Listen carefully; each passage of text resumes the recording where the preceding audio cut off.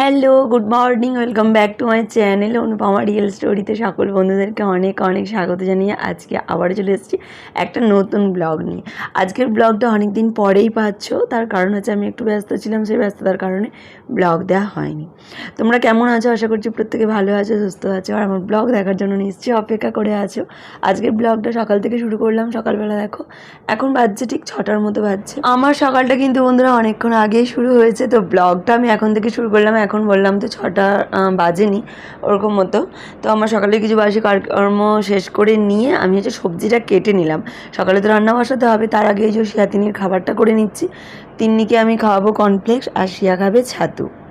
ওদের দুজনের খাবারটা করে নেওয়ার কারণ হচ্ছে ওদের দুজনের যে স্কুল আছে, শিয়ার দেখো ছাতু খাওয়া হয়ে গেছে, ও দাঁড়িয়ে আছে পনির জন্য। আর এই যে তিন্নিকেও খাওয়ানো হয়ে গেল।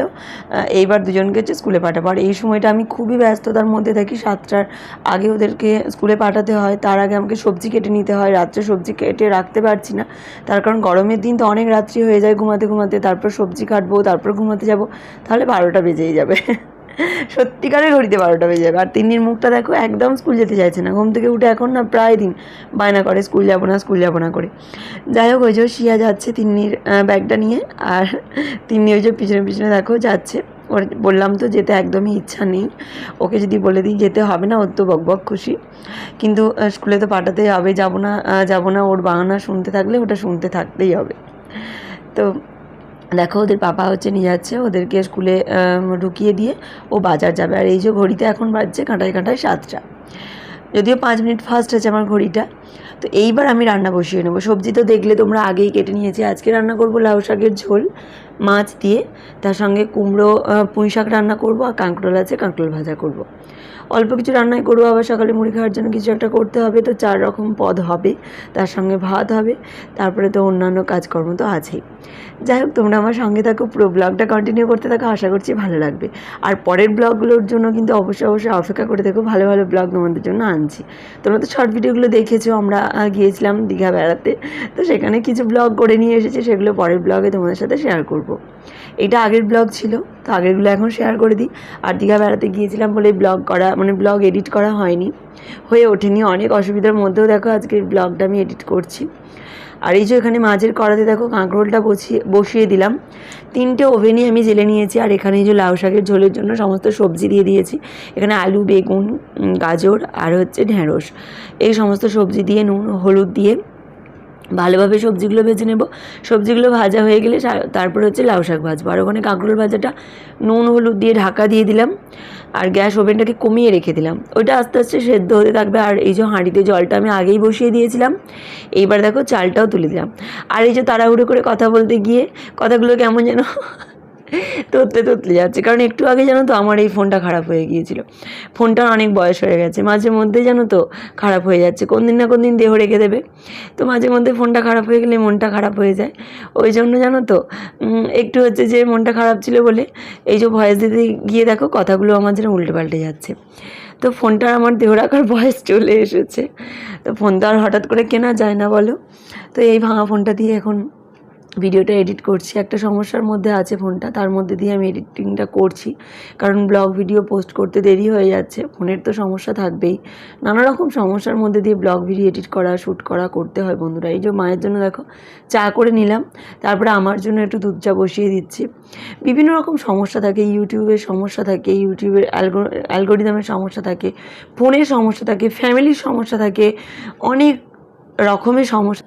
সব সমস্যাকে অতিক্রম করে বন্ধুরা আমরা বাড়ির বউয়েরা অনেক কষ্ট করে ব্লগ ভিডিও শ্যুট বলে বা শর্ট ভিডিও শ্যুট করি, কিন্তু তারপরেও তার সমান দাম পায় না। তো এটা একটা নেশায় দাঁড়িয়ে গেছে, ব্লগ ভিডিও শ্যুট করা না করে থাকতে পারি না। তাই বারবার ছুটে আসি ব্লগ ভিডিও শ্যুট করার জন্য, এডিট করার জন্য, তোমাদের কাছে ব্লগ পোস্ট করার জন্য ছুটে আসি। তো জানি না কে কেমন কি ভালোবাসো না বাসো, আমার তো নেশায় দাঁড়িয়ে গেছে, তাই আমি ব্লগ ভিডিও করি, ইচ্ছা না করলেও করি। বললাম তো বিভিন্ন রকম সমস্যার মধ্যে দিয়েই করি। এখানে দেখো সবজিগুলো ভেজে নিয়ে লাউ শাকটা আমি জল দিয়ে সেদ্ধ করতে দিয়েছিলাম। সেদ্ধ হয়ে যাওয়ার পর আমি সাঁতলে দিলাম 5 ফোড়ন, পেঁয়াজ, তেজপাতা, লঙ্কা দিয়ে ঝোলটা সাঁতলে দিলাম, মাছগুলো দিয়ে একবার ফুটিয়ে দেখো নামিয়ে নিয়েছি ঝোলটা। আর এই যখন ভাতটাও হয়ে গেল, 8:10 এখন আমি তোমার দাদাভাইকে খেতে দেবো। কাঁকরোল ভাজাটাও হয়ে গেছে, মাঝের ওভেনে কাঁকরোল ভাজাটা বসিয়েছিলাম। আর এই যে দুটো মাছের মাথা রেখে দিলাম, এটা হচ্ছে বললাম না কুমড়ো পুঁই শাক করবো, তো কুমড়ো পুঁই শাকে একটু মাছের মাথা দিলে ভালো লাগে, টেস্ট বেশি হয়। যদিও তোমার দাদাভাইকে ওটা আর করে দিতে পারবো না, কারণ ওর তো অফিসের টাইম হয়ে গেছে, ওকে খেতে দিয়ে দেবো। এখানে দেখো অ্যাকচুয়ালি সমস্যাটা কী হয়েছে বলো তো, আমি এই যে ভয়েস দিচ্ছি, কী ভয়েস দিচ্ছি না দিচ্ছি, আমি যে রেকর্ডটা শুনবো সেই রেকর্ডটা শুনতে পারছি না। তো যাই হোক, এটাই হচ্ছে সমস্যা হয়েছে। তাই সেই সমস্যার মধ্যেও দেখো আমি ভিডিওটা হচ্ছে যে রেকর্ড করছি ভয়েসটা। আর এই যে কুমড়ো পুঁই শাকের তরকারি, জানো তো বন্ধুরা, আমি না ভীষণ পছন্দ করি, তোমার দাদাভাই তেমন একটা পছন্দ করেও না, ওই জন্য আমি হচ্ছে একটু শেষেই বসালাম। আর কুমড়ো পুঁই শাকের তরকারিতে যদি পুঁই শাকটা বেশি হয় তবেই কিন্তু আমার বেশি ভালো লাগে, কুমড়োটা বেশি হলে আমার বেশি ভালো লাগে না। এই যে এখানে দেখো তোমার দাদাভাইকে খেতে দিয়ে দিলাম, লাউ শাকের ঝোল, মাছ দিয়ে কাঁকরোল ভাজা আর গরম গরম ভাত। এই খেয়েই তোমার দাদাভাই চলে যাবে অফিসে। আর তোমার দাদাভাই জানো তো লাউ শাকের ঝোল খেতে ভীষণ ভালোবাসে, শুধু দেখো খেতেও বসে গেছে। আর আমি বললাম না চা করেছি, তো এই চাটা নিয়ে আমি বসে গেছি খেতে। আর আমার চা খাওয়াটা কিন্তু তোমার দাদাভাই একদমই পছন্দ করে না, আমাকে বলে এটা একটা নেশা তোমার। তো নেশাই হোক যাই হোক, নিজের লাইফ নিজের মতো একটু কাটানোয় ভালো, সব পছন্দ তো তার মনের মতো হয় না। তো আমি কিন্তু খাই, আর তার তো চাটা তো সে খায় না কোনো দিনই, আর খাওয়ার সময় পাবেই বা কোথায় বলো, সকালে যদি খেয়ে দিয়ে চলে যাচ্ছে। মেয়েরা আজকে বাড়িতে নেই বলে বন্ধুরা দেখো অনেকটাই আমি ফাঁকা হয়ে গেছি, মনে হচ্ছে যেন কতটা ফাঁকা। স্কুলে গেলে ওটাই মনে হয়, দুজনেই যেহেতু বাড়িতে থাকে না, তো তোমার দাদাভাই খেয়ে দিয়ে অফিসে চলে গেলে আমারও রান্নাবান্না হয়ে যায়, অনেকটা ফাঁকা থাকে, আমি না নিশ্চিন্তে সমস্ত কাজকর্ম করে নিতে পারি।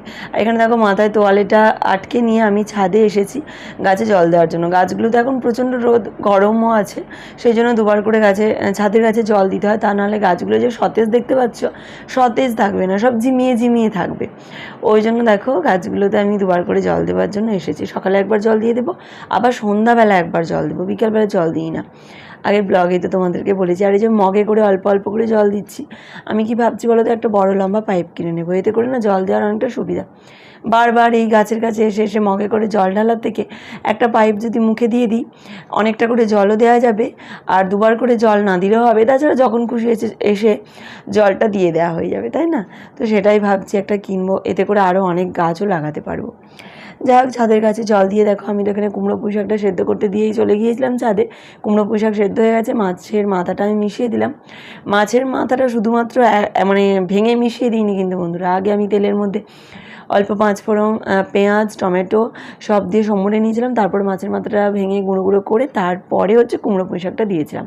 আর এখানে দেখো কিছুটা আলুকে সেদ্ধ করে চপের যে আলু ভাজাটা হয় না, সেইটা ভেজে নিলাম। সে আজকে বলেছিল চপ খাবো, কিন্তু আমি তো দেখিনি যে বাড়িতে বেসন একদম নেই বলে, তো বেসন না থাকলে আমি কীভাবে চপটা ভাজবো, ওই জন্য আলুটাই ভেজে রেখে দিলাম, ওই চপের আলুটা দিয়েই হচ্ছে খেয়ে। আমি যদি আগে দেখতাম যে বেসন নেই, তাহলে সকালে বললে হয়তো ওর বাবা এনে দিত, কিন্তু অনেকটা বেলা হয়ে গেছে আর বাড়িতে তো কেউ নেই, আমি কাকে দিয়ে আনাবো, আর আমার পক্ষে যাওয়া এই মুহূর্তে সম্ভব নয়। তো ওই জন্য আলুটা ভেজে রেখে দিলাম। আর আজকে একটা বড় কাজ করবো, সেটা হচ্ছে ফ্রিজটা পরিষ্কার করবো। অনেক দিন হয়ে গেছে, 2-3 সপ্তাহ হয়ে গেছে ফ্রিজটা পরিষ্কার করা হয়নি। আর জানো তো, ফ্রিজ না পরিষ্কার করা হলে কিন্তু একদমই ভালো না, বাচ্চাদের শরীর খারাপ হয়ে যাবে। তার কারণ হচ্ছে ফ্রিজের মধ্যে সবসময় খাবার দাবারই তো থাকে, আর যে নোংরা থাকে না, সেই খাবার খাওয়া কিন্তু একদমই উচিত না। বিশেষ করে গরমের দিনে সমস্ত খাবারই তো ফ্রিজের মধ্যে থাকে, তার সঙ্গে সবজিও থাকে। আর অনেক সবজি, বিশেষ করে বেগুনটাতে এত পোকা থাকে না, যদি পরিষ্কার না করা হয় তাহলে বেগুনের পোকাগুলো তরকারির মধ্যে আমার মনে হয় যেন ঢুকে যায়। তো ঢোকে না কি জানি না, তো আমার তো মনে হয় যে ঢুকে যায়। যদি অনেক সময় কি বলো তো, তরকারিতে ঢাকা দেওয়া হয় না, আর ঢাকা তরকারিও রেখে দিই, তাড়াহুড়ো করে হয়তো কোনো তরকারি রেখে দিলাম, তো সেক্ষেত্রে কিন্তু ভয় লাগে বলো। ওই জন্য আমি হচ্ছে যে সবজিও ধুয়ে রাখি আর খাবার দাবারও ধুয়ে রাখি, বেশিরভাগটা চাপা দিয়ে রাখার চেষ্টা করি, কিন্তু বাই চান্স বললাম তো একবার ঢাকা না দিয়েও রেখে দেওয়া হয়ে যায় ফ্রিজে। শুধু আমি বলে না, এটা অনেকের ক্ষেত্রেই কিন্তু হয়। আর ফ্রিজটা তোমরা দেখো, কাছ থেকে তোমাদেরকে দেখাচ্ছি, যতটা পারছি দেখানোর চেষ্টা করছি। সবসময় দেখো আমি তো নিজেই শ্যুট করি আর নিজেই তো সমস্ত কিছু করি, তো ভালোভাবে তো দেখানো হয় না, যতটা পারি দেখানোর চেষ্টা করি। অনেকটা কিন্তু নোংরা হয়েছিল ফ্রিজটা, দেখলে হয়তো বুঝতে পারবার। আমার না ওই কাঁচগুলোর ওপর একটা করে কাভার মেলা থাকে, তো সেই কাভারগুলো আমি বের করে নিয়েছি, সেগুলো সাবান দিয়ে আলাদাভাবে ধুয়ে নেব। আর এই যে কৌটোগুলোতে না একটু জল হয়ে গিয়েছিলো, আসলে ফ্রিজটা ডিফ্রোজ করেছিলাম, তো সেখানে জলগুলো একটু মুছে নিচ্ছি। ফ্রিজ পরিষ্কার মানে তো এইটা না, শুধুমাত্র ফ্রিজটা পরিষ্কার করবো আর কৌটোগুলো করবো না, তাহলে কিন্তু হবে না। ফ্রিজ পরিষ্কার মানে একদম সবই পরিষ্কার করে নিতে হবে। আর এই যে সবজির যে ট্রের ঢাকনাটা, সেইটা আমাকে ধুতে হবে সেটাও দেখছি অনেকটা নোংরা হয়ে গেছে, ওই জন্য ওইটা এখন পরালাম না, পরে পরাবো। আর এই যে দেখো ডোরের মধ্যে যে শেলফগুলো আছে না, সেই শেলফগুলোতে কতটা নোংরা হয়েছে। তো এগুলো না অনেক দিন পরিষ্কার করা হয়নি, বললাম তো 2-3 সপ্তাহ হয়ে গেছে পরিষ্কার করা হয়নি, ওই জন্য অনেকটা নোংরা হয়ে গেছে। আর এগুলো মাঝে মধ্যে পরিষ্কার করে নিতে হয়, তা নাহলে দেখবে নিজের মনেরও যেন শান্তি হয় না। আর রান্নাঘর কত পরিষ্কার করবো বন্ধুরা, আমি ভেবেই পাই না। একদিন ফ্রিজ, একদিন ড্রয়ার, একদিন ওয়ার্ড্রো, একদিন না একদিন প্রতিদিন করতেই থাকছি, আমার যেন পরিষ্কার করা আর হচ্ছে না। কোনো দিন দেয়াল করছি, কোনো দিন টেবিল করছি, কোনো দিন চেয়ার করছি, তো প্রতিদিন কিছু না কিছু করতে হয়। তো আজকের পালা ছিল আমার ফ্রিজটার। তো এতে করে না একটা কিন্তু সুবিধা হয় যে আমাকে রান্নাঘরটা আলাদা করে টাইম বের করে ডিপ ক্লিন করতে হয় না, যেহেতু ডেলি আমি কিছু না কিছু ক্লিন করতেই থাকি, ওই জন্য কিন্তু আমার অনেকটা কাজটা হালকা হয়ে থাকে। আর সকালবেলায় জানো তো আমি সমস্ত কাজ করে নিই, বেলার দিকে বিশেষ করে বিকালের দিকে আমি না এই পরিষ্কার করার কাজটা একদম করতে পারি না। স্নান টান করে নেওয়ার পর আমি পরিষ্কার পরিচ্ছন্ন করার কাজটা, মানে ধুলো ময়লা নোংরা এগুলো ঘাঁটার কাজ আমাকে তেমন একটা ভালো লাগে না। তো দেখো মোটামুটি ফ্রিজটা পরিষ্কার করে নিলাম। আর এই যে কিষান কেচাপের এই যে একটা ছোটো এইগুলো ফেলে দেওয়ারই জিনিস, এর মধ্যে কি রেখেছি বলো তো, জল ভরে বরফ করে রেখেছি। মেয়েরা হুটহাট করে এখানে ওখানে পড়ে যায়, ব্যথা লাগে, তারপর আমারও এখানে ওখানে ব্যথা লাগলে এটা হচ্ছে যে আইস ব্যাগের কাজ করে। তো আইস ব্যাগ তো আর নেই, তো ওটাই আমার এখন আইস ব্যাগের কাজ করে। তো ওর মধ্যেই জল ভরে রেখে দিই, ছোটো জিনিস ফ্রিজের মধ্যে থাকলেও বাচ্চাদের ঘরে একটা রাখাও কিন্তু ভালো।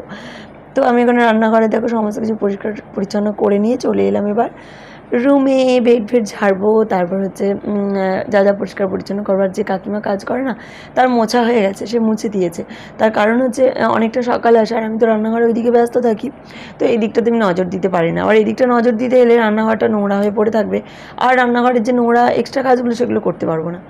ওই জন্য রান্নাঘরের কাজ কমপ্লিট করে যখন এখানে আসি, তখন এখানে কাকিমার মোছা হয়ে যায়, তারপরেই কিন্তু আমি বিছানাপত্রগুলো ঝাড়ি। চলে এলাম এবার পাশের রুমে। আর এইটা জানো তো আমাদের এখন বেডরুম হয়ে গেছে, তার কারণ হচ্ছে এই রুমেতে এসি লাগানো হয়েছে, আর এখন তো এসিতেই ঘুমাচ্ছে। আর আমাকে না প্রচণ্ড ঠান্ডা লাগে 10 মিনিট থাকার পরে, কিন্তু কি করব, তিন্নির কাছে আমাকে শুতেই হবে, সেই জন্য গায়ে ঢাকা দিয়ে আমি শুয়ে থাকি। তো আজকের ব্লগটা এখানে আমি শেষ করলাম, পরের দিন আমি আবার আসবো একটা নতুন ব্লগ ভিডিও নিয়ে। ভালো লাগলে লাইক করে দিও। কি বললাম আমি নিজে কিছু শুনতে পাচ্ছি না, যাই হোক আজকের মতো টাটা।